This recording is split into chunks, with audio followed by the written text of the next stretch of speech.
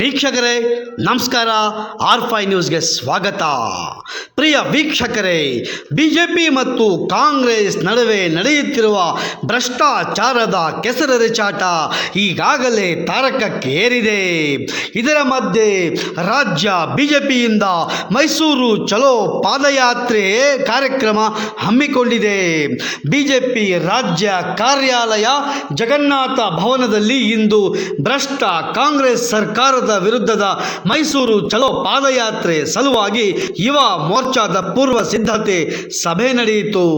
ಈ ಸಂದರ್ಭದಲ್ಲಿ ರಾಜ್ಯ ಪ್ರಧಾನ ಕಾರ್ಯದರ್ಶಿಗಳಾದ ಶ್ರೀ ನಂದೀಶ್ ರೆಡ್ಡಿ, ಯುವ ಮೋರ್ಚಾ ರಾಜ್ಯ ಅಧ್ಯಕ್ಷರಾದ ಶ್ರೀ ಧೀರಜ್ ಮುನಿರಾಜು, ರಾಜ್ಯ ಪ್ರಧಾನ ಕಾರ್ಯದರ್ಶಿಗಳಾದ ಶ್ರೀ ಹರೀಶ್ ಪೂಂಜಾ, ಶ್ರೀ ಸಂದೀಪ್ ರವಿ ಸೇರಿದಂತೆ ಯುವ ಮೋರ್ಚಾ ಪದಾಧಿಕಾರಿಗಳು ಹಾಗೂ ಕಾರ್ಯಕರ್ತರು ಉಪಸ್ಥಿತರಿದ್ದರು. ವರದಿ ವಿನಯ್ ಪೋತದಾರ್, ಆರ್5 ನ್ಯೂಸ್, ಬೆಂಗಳೂರು.